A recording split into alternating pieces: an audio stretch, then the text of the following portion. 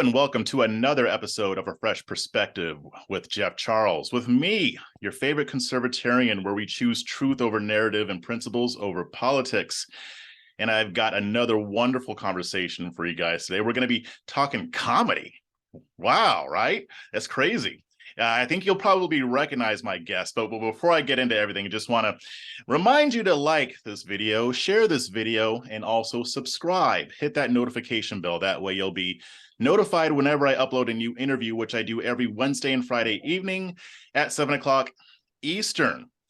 Also, check out my new Substack where I'm posting all of my satire. Just launched it a couple weeks ago, and people are kind of liking it. It's doing pretty well for just being out for a couple weeks. It's at The Smattering. If you go on Substack and search The Smattering, you'll see it. Or you can go to smattering.substack.com.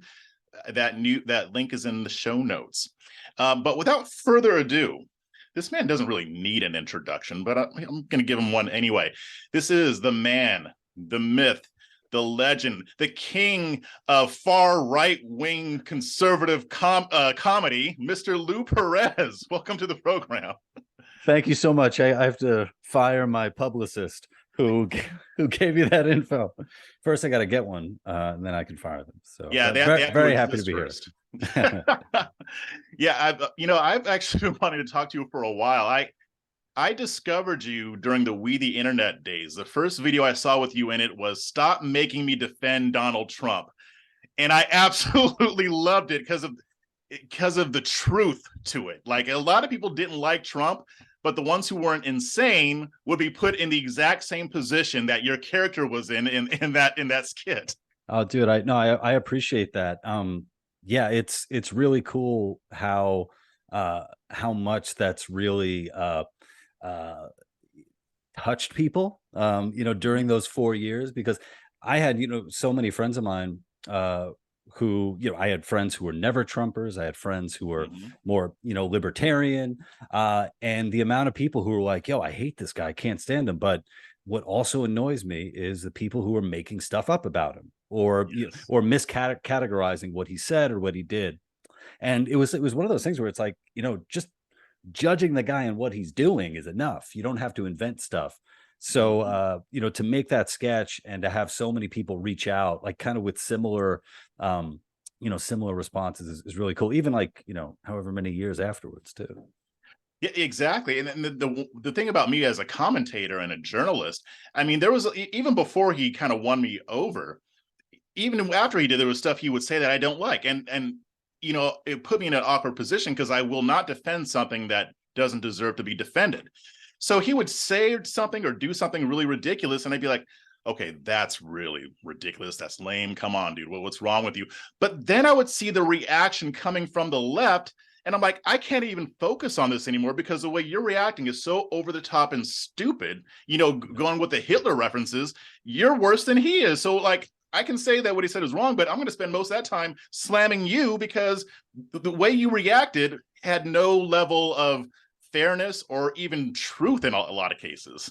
Yeah, and I think there was something about Trump that I think a lot of people kind of let him get away with stuff, or a lot of people say, like, right of center, let him get away with stuff because he angered the people on the left so much that he made so many people on the left, if they weren't already crazy, he, drove them to the brink or, pushed them over the edge, where I think there was a time where it's like people were just enjoying him upsetting their enemies, their political enemies so much that they let some stuff slide. And it's like, I definitely got, caught up in that at some point. It's like, I don't want to talk about the merits of this. I just want to talk about how upset Jimmy Kimmel is, or, or any of the other late night people. So. Yeah, there is some Schadenfreude there, definitely. But before we get into everything, why don't you tell us a little bit about yourself? Sure. So I'm a comedian. I've been doing comedy for, going on like 20 years or something like that. So I've done, I do stand up, I do sketch comedy, and I wrote a book. So my book is out right now. It's called That Joke Isn't Funny Anymore: On the Death and Rebirth of Comedy. And the paperback's available, the Kindle. And then I also recorded the audiobook myself, which you did? Okay. First time I've ever done something like that. And man, it took a long time.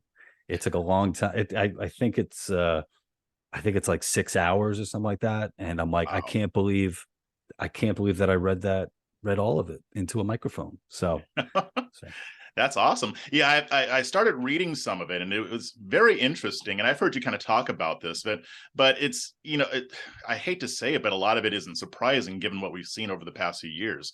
But I wanted to find out though, how did you even get started in comedy? yeah, I think so when I was in high school, I got to be a editor in chief of the school newspaper, and I had a really great teacher, brother Jeffrey Pedersen. I went to a Catholic high school on Long Island, and he was fantastic, and he allowed me to write like satirical pieces Mm, for the school paper. And I think that was sort of like kind of the initial spark, and then I kind of lost it for a while. And then in college, um I was like, oh, I want to try improv. Let me see what improv is like. And then I think it was sort of like from improv, it led to sketch comedy, then performing at the UCB theater. And, before you know it, I'm like, I never really had aspirations. There were dreams of, hey, maybe one day, getting to do like what George Carlin does. But there was never like any, I was never like, oh, I'm actually going to work towards this. mhm. And then, I turn around and 20 years later, here I am. Nice, nice. Improv is a lot of fun. I was doing that a few years ago before COVID hit. They had some like free classes that I could go to, and I actually had a lot of fun. You learn a lot. It helps you to think on your feet. So I'm hoping to get back into it when they start doing it in person here in Austin again. But it's definitely an experience. Um, but I wanted to kind of delve into comedy, especially concerning politics. Because I'm not a comedian, but I do a lot of satire on Twitter, and I've been, like I mentioned, my Substack, and it's I think the experience for me is different from yours because this is more of what you do, but you're talking about the death and then rebirth of comedy. Can you kind of explain what you mean by that? Yeah. So something that I noticed when Trump got into office, people started having a conversation about what would the role be of comedy Hmm. under a President Trump. And when I heard that, I was just thinking, well, shouldn't it be the same as it was under Obama, under Bush, under Clinton? Why is it that it needs to be different? And what was basically being implied is that it needed to be different. Comedy Hmm. needed to be different now under Donald Trump. And I think a big part of that was he was viewed as such an existential threat. He was viewed as, sort of the equivalent of a meteor that is, Hmm. ready to make impact with Earth. And if that's the case, you can't just send up, Bruce Willis and whoever else was in Armageddon. You got to aim every weapon that you have at him. And I think for a lot of people, comedians, uh, there's a desire to be important. There's a desire Hmm. sometimes to affect change, to actually change people's lives, not just make people laugh, but also bring about, some kind of monumental change. And I think for a lot of comedians, they were like, okay, this is how I could do it. I could take aim at this big orange target and take him down with punchlines because that's my arsenal. And I think, unfortunately, for a lot of mainstream comedians, they were basically slinging punchlines that people already knew. Right. That there wasn't really much of a surprises. But I think it also opened up just a lot of comedy, say on the right or right of center, or just people willing to make fun of other stuff, and Hmm. which I think was really really important. Something that we saw over the past 5 to 7 years. Well, and it's funny because in your book you would mention how these people will say, "Oh, Trump, the jokes write themselves." But I've noticed you talk about opening up a new avenue of comedy among people who are either anti-woke or maybe part of the right, because on the left, the jokes write themselves, right? That's where the jokes really write themselves. And I think that's one of the reasons why I like to say the Babylon Bee became so popular, because they make fun of everybody, but they mainly focus on the left because it's just so ridiculous. Um, do you do you think they like that anybody on the left kind of actually sees how ridiculous that they've made themselves look with a lot of this stuff, or I think so. And I think the trouble with that is when you have people on the left who are like, pointing that stuff out, then they're immediately pushed over to the right, and they're not choosing to be on the right. It's sort of like Mm, they go to bed one day with the same beliefs that they had, for the past however many years, and they wake up and suddenly they're right wing, you know. And I think that's something that is really surprising, I think, for a lot of people on the left. mm, I have a friend of mine who's a comedian, uh, absolutely hates Trump, like mhm.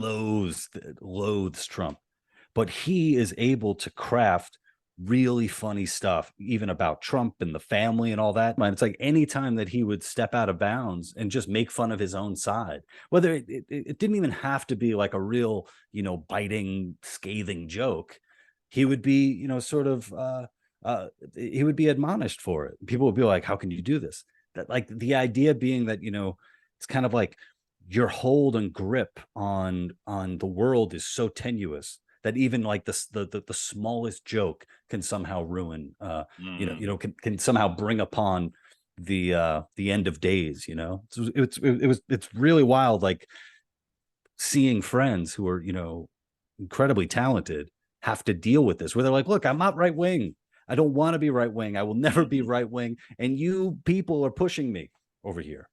Yeah.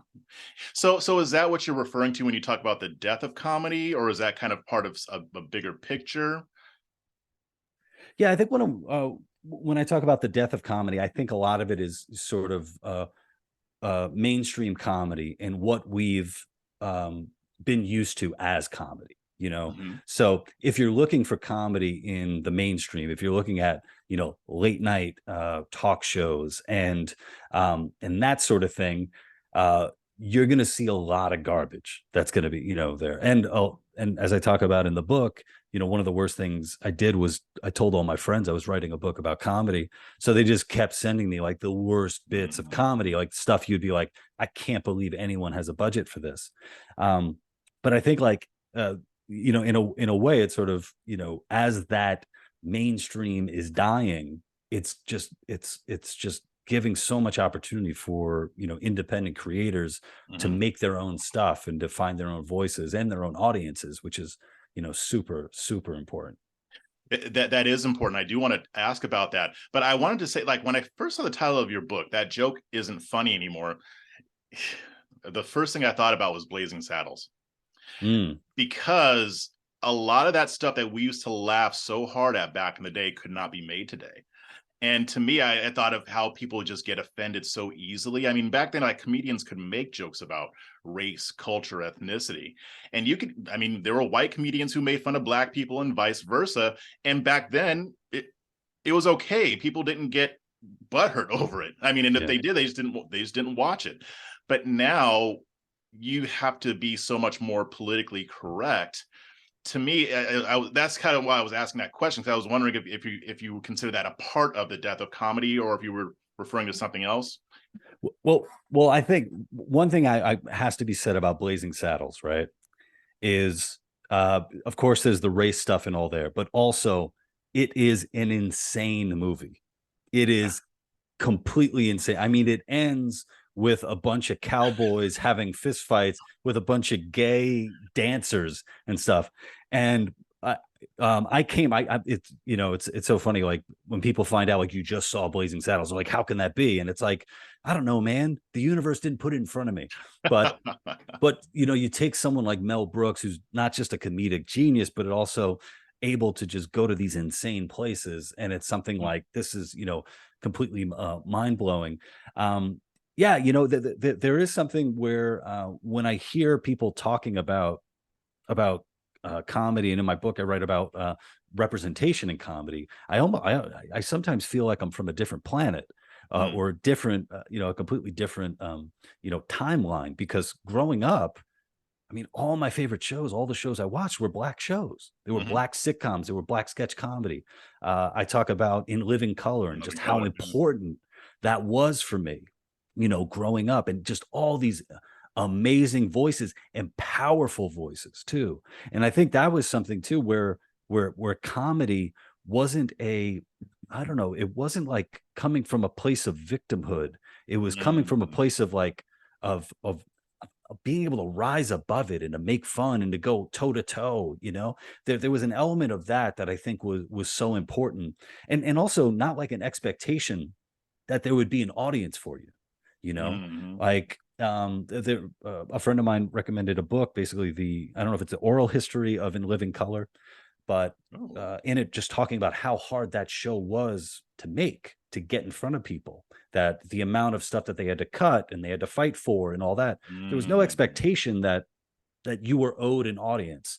And you just look at the killers that came out of that show. I mean, the Wayne's family. It's just I can't believe yeah, that DNA exists. right. Where just so many of them, which so incredible, and Jim Carrey and all that.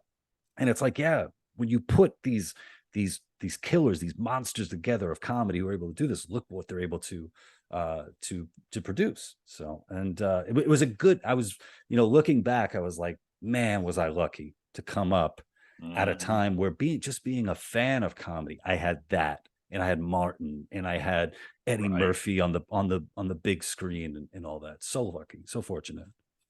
Yeah, so when it comes to comedy now, I mean, I do see how it's creating more opportunities. I think kind of my concern is, you know, everything is becoming so siloed in other industries, even social media, even crowdfunding seems to have become siloed. I mean, especially after that whole trucker thing in Canada, you had uh, GoFundMe, and then Give Send Go had to come in, and it all became so politicized. Do you think it might turn into a world where there's this like right wing comedy and left wing comedy, or because it seems to me that it shouldn't really be political? You should be able to have comedians that make fun of everybody. I mean, I think you're going to have people who are able to cross over, Mhm. and I think, and I wonder how much, how so much of this, speaking of silos and speaking of bubbles, how much of this is because, like, you and I kind of live online. We Right. spend so much of our time, on Twitter, hearing, just the most ridiculous commentary, right? As opposed to people who are living their lives Yeah. offline, who are going to comedy clubs, and there are people on the right and the left, and you might not necessarily know, because they're going there to, to enjoy some comedy. Hmm. I don't necessarily think it's a bad thing if people are able to get the entertainment that they want and are able to Right. support the people that they want. The one thing I would really like us to stop doing, though, us, it's not me, sorry, excuse me. I Yeah. would like people to stop doing Everybody it. else. Yeah, everybody else, is to stop, kind of going out of their way to make sure nobody else can hear the Mhm. voices that they don't like or that they Mhm. think are dangerous, and all that. I think getting back to a time where, you know, walking away from stuff that you don't like, turning the channel, turning the page, closing your laptop. I think that's really important, to get back to that. So let me ask you this: when you talk, can you talk to me a little bit about the opportunities that you are seeing for up and coming comedians? Yeah. So, it's sort of a joke that it's like, well, every comedian has a podcast. And I also have a Right. podcast, the Lou Perez podcast. Yeah. Um, and it's sort of like, well, yeah, in the way that, every actor has a headshot. It's sort of like, it's part of it's one of the tools, that you need for self-promotion, for getting yourself out there, and also building that fan base. So I think that's definitely something. I mean, the fact that you have basically the equivalent of a studio Right. in your phone right now. Some of, like, over the past couple of years, some of the most popular stuff that I've made, I've shot on my phone. Mm.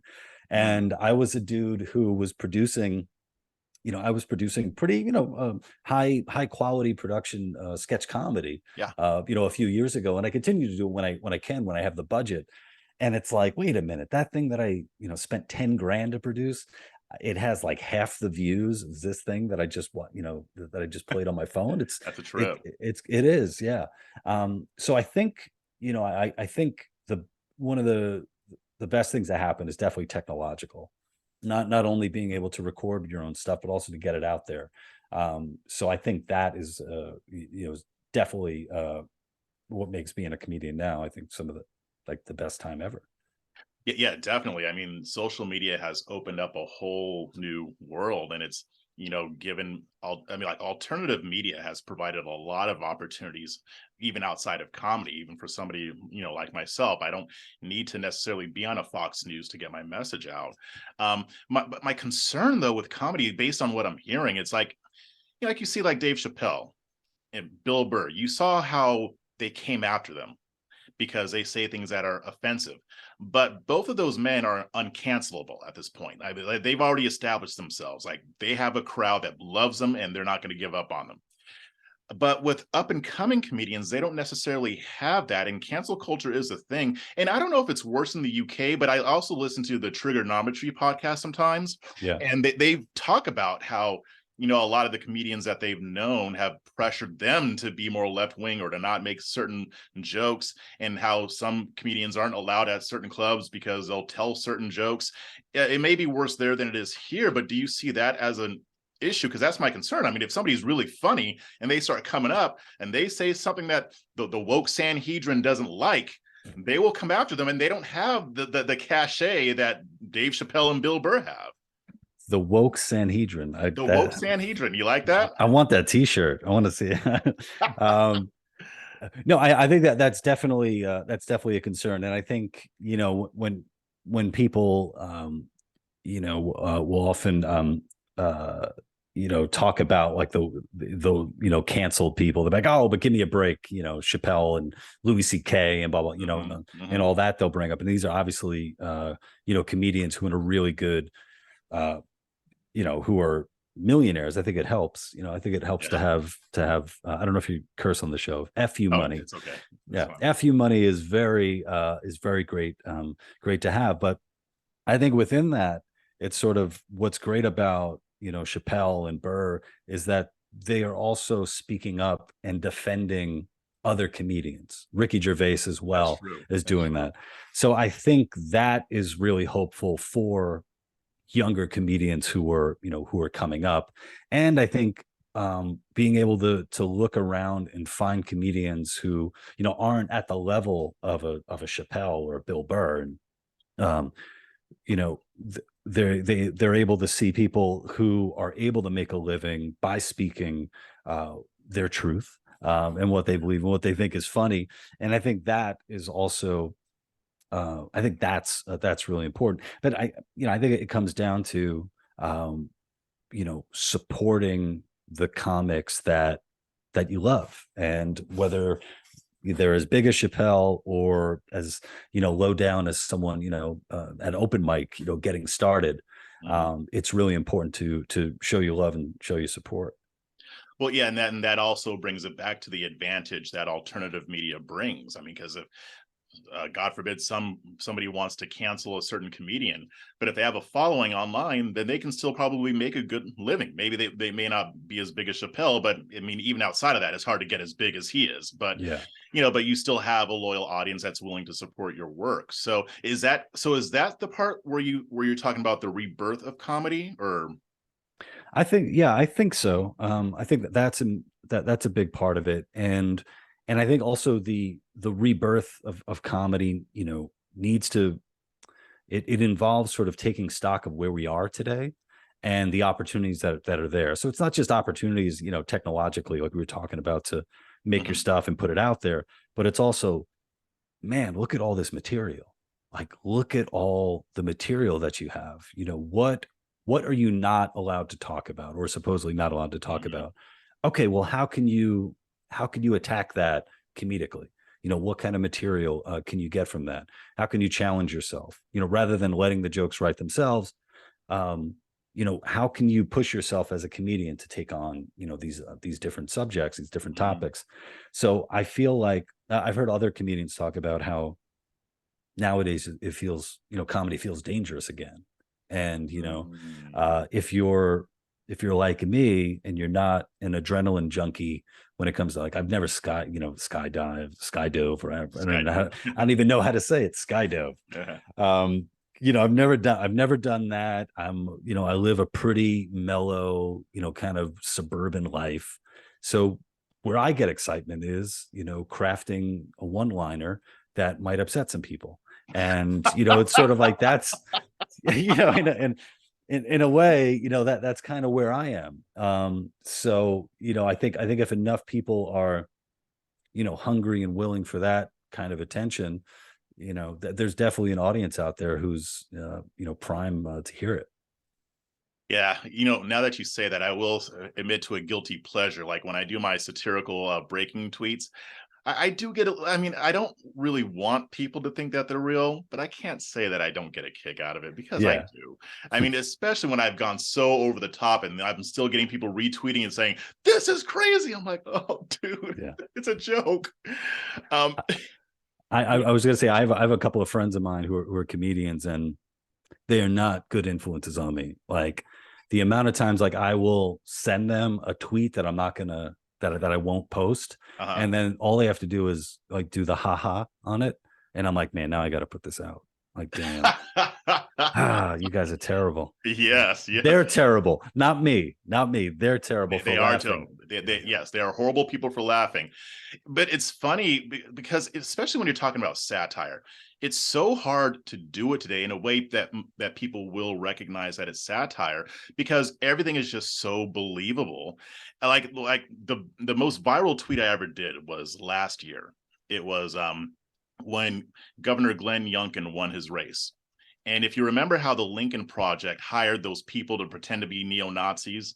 Yeah. So after he won, I posted the tweet and it said, breaking, Glenn Youngkin's campaign sends a fruit basket and a thank you card to the Lincoln Project for helping them win the governor's election. So it started spreading and spreading and spreading. A couple news outlets picked it up.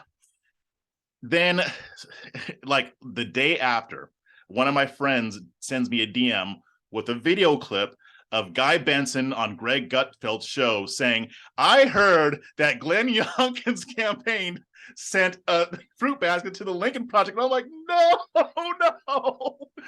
Right. But it's like, it was amazing to me, because it's funny, but it's believable. But then it kind of just illustrates the crazy times we're in now. And it is like the jokes do kind of write themselves, but it's just, to me, it's like, why would, like, the fact that we live in a time where people could actually believe that happened, I don't know if I should be happy about that or sad. Yeah, I wonder how much of it, is kind of, I don't know if it's a primitive thing about like seeing words, like there was a time where, there wasn't a printing press, there wasn't like written language. Now suddenly there was written language, and a lot of it's like holy text, and it's sort of like, right. Wow, like this is gospel. This is something that is sacred. Seeing those written words, it is written. And now it's kind of like we've gotten to the point where, well, anybody can write, anybody can put it out there. And it's in a way, it's sort of like this, like, well, it's published, right? Like it's right there in front of me. So yeah. I wonder how much of that is, sort of just us being, super naive or gullible, to a certain extent. Yeah, there is a lot of gullibility going around. And so one of the things you mentioned in your book that kind of pissed me off, and I know if I was pissed off, you had to be even more pissed off about that study that labeled you as a far right wing comedian. Here's my question. Do you think that they honestly believed that you were on the far right? In the piece, I wrote about that what I call there's like a cowardly move on their part to use the term far right to label not only me, but it was the Joe Rogan Experience, Sam Harris, Brent Weinstein, people who are just nowhere near, the far right. And, for them, I thought it was a cowardly move, because if you say far right, then you give the reader the option to basically come up with all the associations that they have with the far right. So I'm thinking burning crosses, or, recent memory, like you brought up with the Lincoln Project, tiki torches and khaki pants, and, Jews will not replace us, really ugly stuff. But they never came out and said like, oh, this is these are fascist YouTube channels or anything like that. I will say though, for the book, I ended up reaching out to one of the to a couple of the authors of that paper, and they got back to me and said that they did make changes in the paper, and a lot of it due to criticism that they got. My a version of my chapter ran in the Wall Street Journal. It was picked up and retweeted by some blue checks, so that was great. And one of the authors who I talked to said, see, this is an example of science working. And I was like thinking, yeah, but to read the updated study, you have to spend $10 because it's behind a paywall. But the original, preprint edition, the growth of right-wing echo chambers on YouTube is still available for free. So it's like the amount of people who would care enough, to pay $10 to read this study is basically me. I don't know anybody else who's gonna spend it. Yeah, nobody. The deception is out there now. Yeah. It's the same principle in journalism. I mean, like if CNN publishes a deceptive story, and then a day or two later they issue a correction, well, like less than half of the people that saw the original story actually see the correction, so they still believe the lie. Yeah. I mean, it's the same. It's like with the whole Covington kids thing. Like, I'm sure there were still people who think that those kids surrounded that man and started yelling at him. There are still people who think that Trump said that everybody at Charlottesville was fine people, even though he, but right after that, said that he wasn't talking about the Nazis. It's just, I don't know. It's just kind of gross. Honestly, it's gross, especially since these people never really define what far right means, which tells me, and maybe I'm just putting on a tinfoil hat. That's why I asked the question if you thought they actually believed it. I don't think that they actually believe this stuff. I think some of them do, but I think some of them know that they're lying. Yeah, no, I agree that some people are definitely, they have ulterior motives, and they know that they can use these labels basically as shorthand to say, well, this is a non-person now. You do not have to listen to anything that they say. It's unfortunate. I mean, one of the things, I don't like to be wrong. I know most people don't like to be wrong or to admit that they're wrong. But I think one thing is, maybe I can chalk this up to being in a relationship for like 10 years, is that if you want a healthy relationship or a healthier relationship, well, you're going to have to apologize a lot every time that you mess up. And I mess up, multiple times a day. Yep. I don't know. I just think for relationships, whether it's a one-on-one relationship or as a community or what have you, I think it's important to be able to do that. But we also live in a time where, it's almost like it's worse for you to apologize. It's like it just leads to more dunking in a way. It does. That's an issue too. I mean, and that's why I keep seeing people say, "Oh, never apologize, never apologize." I don't agree with it, but I get it. I mean, to me, like when Joe Rogan apologized when that clip of all the N-words came out, I'm like, but the thing about Joe Rogan is I know he wouldn't apologize if he wasn't really sorry. Yeah, he was genuine. That guy would never apologize unless he was really sorry. Yeah. But in other cases, like if you're going to apologize for yourself and for the people that you care about, not for the people asking you to apologize, because they don't give a crap. Yeah. Yeah. But I wanted to ask, so, I mean, in your book and earlier in this conversation, you mentioned the role of comedy. What do you think the role of comedy is in 2022? Has it been changed forever, or should it still be what it was before?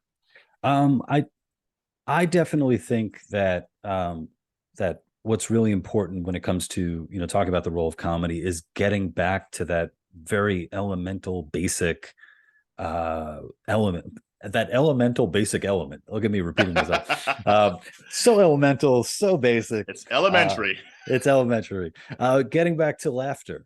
And I think that is just so important. And, looking back on my life and, some of the happiest days and also some of the darkest days, there was laughter there. And I think that comedy has this incredible power, this magic almost, that when it's done well, when it's done by, masters of their craft, they can bring light to some of the darkest stuff. And And I think that's something that gets lost when we're always talking about politics and Yeah. intellectualizing all of that. And I think, to a degree, I mean, if you want to, move from there, I think uh, it's another way of coming at the truth, or dealing with reality. Hmm. How do we deal with reality? How do we deal with this, very complicated, messed up world that we live in, with messed up individuals, sometimes ourselves and sometimes others?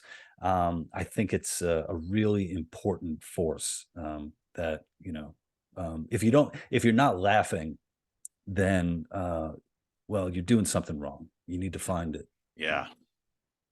Yeah, I mean, especially for people who are in politics, it can get pretty heavy. So this is going to be like a selfish question, but when I'm writing satire, you know, I, with what I do, I have to make a point, right? I mean, when I'm writing satire, I am making a point. I'm attacking something or I'm bringing something up, but I'm doing it in a way that's designed to make people laugh. But you basically do satire too. How do you find the balance between making a point that people understand, but still keeping the laughter there? Because I think the laughter should be the priority. But Mhm. sometimes it's easy to slip into, no, just make the point and just make sure that they know what you think or whatever. Yeah, I think one of the issues with having like social media, especially for the amount of years, is when you'll have like joke, joke, joke, joke, joke, and then a serious post, and it's sort of like, wait a minute, wait a minute. I thought you were a comedian, and obviously, we kind of go back and forth with that. Um, I think one of the things that I enjoyed, that kind of started at We the Internet, and I've continued, is uh, when I make people angry, by reading, by either in a video or something that I post. And it's like from that one bit, they make all these sweeping assumptions about where I stand on all these different issues. And that's fun. Like that's a lot of fun to just mess with ideologues, So sometimes like the laughter, the joke isn't necessarily eliciting the laugh from what you wrote. It's eliciting the laugh from the responses that you got, especially if you have people who are hip to what you're Uh, doing. Um, so yeah, that's you where know, I'm at on that. that actually makes sense because I've had people say, I started following you because of these tweets, because the tweets are funny, but really I come for the people who react to them. And I'm like, okay, well, I'll take it. Yeah, yeah, yeah. I don't know if are you familiar with a Phil Hendry? Wait, Phil Hendry, was he? Did he write the like a biography of Carlin or something? No, he was a radio talk show host. Oh, sorry, I'm getting the Yeah, wrong guy. no, Sorry. and I'll respect your time. I don't want to go into Oh it. no, no, no. But basically, what he did, he had this show until like the 2010s. It's off and on. I used to listen to him when I was younger, and what he would do is he would have a guest on his show who would come on and say something crazy like, I'm suing this black man because I found out that my family owned his family as slaves, and I wanted to invite him over for a barbecue because now I consider him family, and he rejected me. And so he's arguing with this guest, right? And he's arguing back and forth. People call in and argue with the guest, blah blah blah blah blah, but the guest isn't real. It's actually Phil himself doing a different voice, and he's talking to himself. So that's really what influenced me on a lot of this stuff, because the guest wasn't the joke. It was the callers who were the joke, who weren't in on who weren't Right. in on it. Yeah, yeah. It No, was and brilliant. that sounds great. And what's great is too is when the people like kind of double down and dig in their heels and refuse to give even an inch, Mhm. and it's like at that point it's sort of like, okay, this is no longer fun for me. This is Yeah. kind of boring. Time to block and and move on. Awesome. So last question before we sign off. Sure. Other than yourself, what other comedians have you had your eye on that you would recommend? Yeah, I would highly recommend Richard Pryor, for sure. Mhm. Um, I eh, said up and coming. oh, up and coming. Oh, so young Richard Pryor. I would Yeah. like that. Up and coming. This these questions are really hard because I feel like if I don't include somebody, I'm doing like a disservice to not only them and humanity. But I would highly recommend people go out and check out. I don't know if he's an up and comer anymore, but Kyle Dunnigan has been doing just incredible sketch comedy. He has original characters, and he also does incredible impressions. And one of the great things about him is he's able to do these characters, like do these impressions of people who you would think have been kind of like done to death, you know, and he gives them like so much, like just fresh takes. So like he does a Michael Jackson that's hilarious. His Biden is hilarious. Yeah, Kyle Dunnigan is he's definitely one of those talents who I really enjoy his stuff. And a lot of the stuff he's doing it on his laptop, so yeah. So I would recommend Kyle Dunnigan for sure. Okay, I will check him out. But before we sign off, why don't you let everybody know where they can find you? Sure. You guys can find me at thelouperez.com. Follow me on social media at thelouperez. Jeff follows me. We follow each other on Twitter. So, it's legit. And please pick up my book, That Joke Isn't Funny Anymore, on the Death and Rebirth of Comedy. It's available on Barnes & Noble and Amazon. If you can grab it on Amazon, that'd be great. The audiobook's available too, if you want me to read to you. I started reading it on my Kindle, but now that you mentioned the audiobook, I think I'm just going to go that route. Cool. Yeah. Well, I really appreciate you coming on. This has been awesome. Hopefully we can do it again soon. Yeah, and I'm looking forward to to more of your stuff, more of your satire as well, and more laughter. So for sure. Hey, if you ever have any pointers, I'm open. I'm still an amateur. So, all right. Well, thank you very much.